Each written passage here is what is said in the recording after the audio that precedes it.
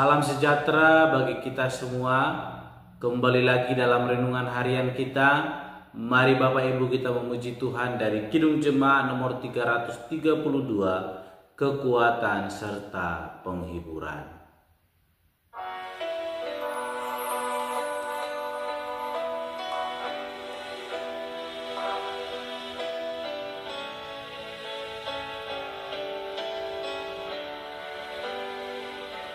Kekuatan serta penghiburan diberikan Tuhan padaku. Tiap hari aku dibimbingnya, tiap jam dihibur hatiku. Dan sesuai dengan hikmat Tuhan, ku diberikan apa yang perlu. Suka dan derita bergantian, memperkuat imanku. Amin. Mari Bapak Ibu kita membuka Alkitab kita dari kitab 1 Timotius pasalnya yang kelima, ayatnya yang ke-17 sampai dengan pasal 6 ayatnya yang kedua. Demikianlah firman Tuhan dengan perikop beberapa petunjuk dan nasihat lagi. Penatua-penatua yang baik pimpinannya patut dihormati 2 kali lipat, terutama mereka yang dengan jerih payah berkhotbah dan mengajar. Bukankah kitab suci berkata, janganlah engkau memberangus mulut lembu yang sedang mengirit, dan lagi seorang pekerja patut mendapat upahnya. Janganlah engkau menerima tuduhan atas seorang penatua, kecuali kalau didukung 2 atau 3 orang saksi. Mereka yang berbuat dosa hendaklah kau tegur di depan semua orang, agar yang lain itu pun takut. Di hadapan Allah dan Kristus Yesus dan malaikat-malaikat pilihannya, kupesankan dengan sungguh kepadamu, camkanlah petunjuk ini tanpa prasangka dan bertindaklah dalam segala sesuatu tanpa memihak. Janganlah engkau terburu-buru menumpangkan tangan atas seorang dan janganlah terbawa-bawa ke dalam dosa orang lain. Jagalah kemurnian dirimu.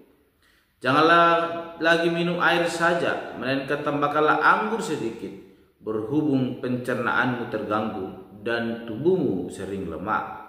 Dosa beberapa orang mencolok, seakan-akan mendahului mereka ke pengadilan. Tetapi dosa beberapa orang lagi baru menjadi nyata kemudian.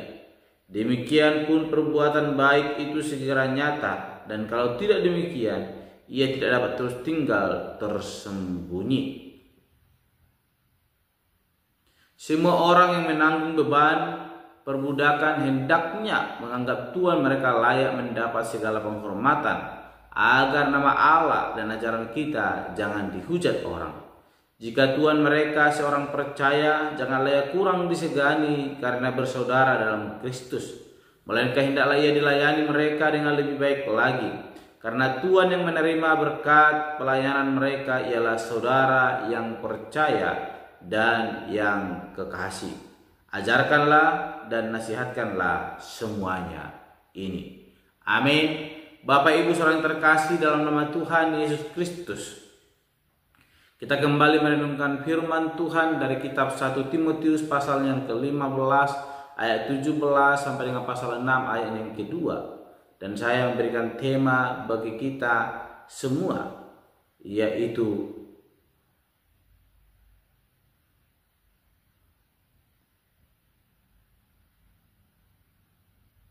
sahabat para pemimpin. Sekali lagi, sahabat para pemimpin. Bapak Ibu saudara yang terkasih dalam nama Tuhan Yesus Kristus, pemimpin jemaat seringkali dianggap tidak memerlukan nasihat. Bukankah mereka punya relasi yang akrab dengan Tuhan sehingga terbebas dari pergumulan hidup? Ini banyak dalam pemikiran setiap orang percaya kepada pemimpin-pemimpin rohani atau pemimpin jemaat, bahwa seorang pemimpin rohani atau pemimpin jemaat selalu terbebas dari persoalan hidup, sehingga mereka tidak memerlukan nasihat. Namun kenyataannya bukanlah demikian. Sekalipun adalah seorang pemimpin rohani atau pemimpin jemaat, namun dia masih tetap tinggal di tengah-tengah dunia ini.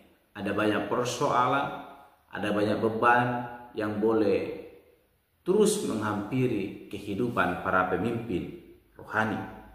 Sehingga para pemimpin rohani atau pemimpin jemaat membutuhkan sahabat yang dapat mendukung atau mengingatkan dikala ia mengalami situasi yang berat, sehingga boleh mendapatkan penguatan dan boleh mendapatkan inspirasi baru untuk boleh terus bertahan dalam setiap godaan-godaan dunia yang sering menarik ulur kerinduan kita untuk melayani Tuhan.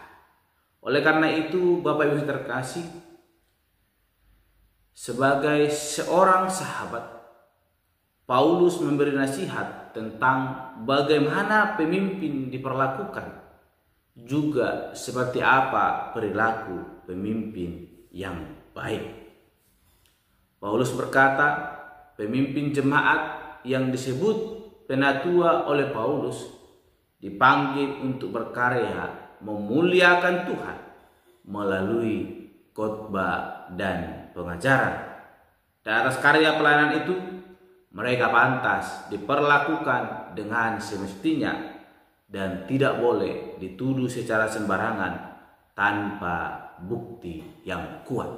Suatu nasihat yang luar biasa yang boleh disampaikan oleh Rasul Paulus kepada Timotius, supaya tidak sembarangan di dalam menuduh atau memperlakukan seseorang yang boleh menyampaikan kebenaran firman Tuhan. Perlu menyelidiki ketika ada penyimpangan, melihat ada bukti atau tidaknya. Tidak boleh asal berbicara, sebab semestinya lah seorang yang melayani Tuhan boleh berlakukan dengan baik. Bapak Ibu, saudara yang terkasih dalam nama Tuhan Yesus Kristus, sejalan dengan itu, pemimpin jemaat harus melakukan karya pelayanan dengan sebaik-baiknya. Mereka selayaknya hidup dalam kekudusan. Itu sebabnya jika ada kesalahan dan dosa, mereka harus ditegur secara terbuka dan adil. Jangan terlalu cepat mengangkat seseorang menjadi pemimpin yang baru, dan jangan mau termakan oleh dosa jemaat lain. Itulah yang dinasihatkan oleh Rasul Paulus, supaya para pemimpin mengalami situasi yang sungguh-sungguh boleh di dalam kekudusan melayani Allah. Sehingga bukan kita mau saling menyalahkan atau memamerkan dosa orang lain, namun sebaliknya kita mau bertindak sebagai sahabat para pemimpin dengan mencegah dosa yang mencelakakan serta menumbuhkan pelayanan dalam kasih dan kekudusan. Suatu tujuan yang sangat murni yang boleh disampaikan oleh Rasul Paulus sebagai sahabat para pemimpin jemaat. Kita harus menumbuhkan pelayanan di dalam kasih dan kekudusan, bukan mencelakakan, namun mencegah dosa yang membawa kecelakaan di tengah-tengah pelayanan. Sehingga ketika para pemimpin rohani, pemimpin jemaat dalam kelemahannya, kita sebagai sahabat para pemimpin rohani, sebagai orang-orang kudus, orang yang percaya, dinasihatkan oleh Rasul Paulus supaya kita saling menguatkan sehingga pelayanan itu boleh bertumbuh di dalam kasih dan kekudusan. Sehingga apa saja yang boleh dipesankan oleh Allah kepada kita hari ini melalui kebenaran firman Tuhan, yaitu bahwa kekristenan yang kita pegang berpusat pada larangan semata atau pada berkat dan kekudusan Allah. Bukan hanya berpusat kepada itu saja, namun berpusat kepada tingkah laku kita di dalam memahami situasi para pemimpin rohani.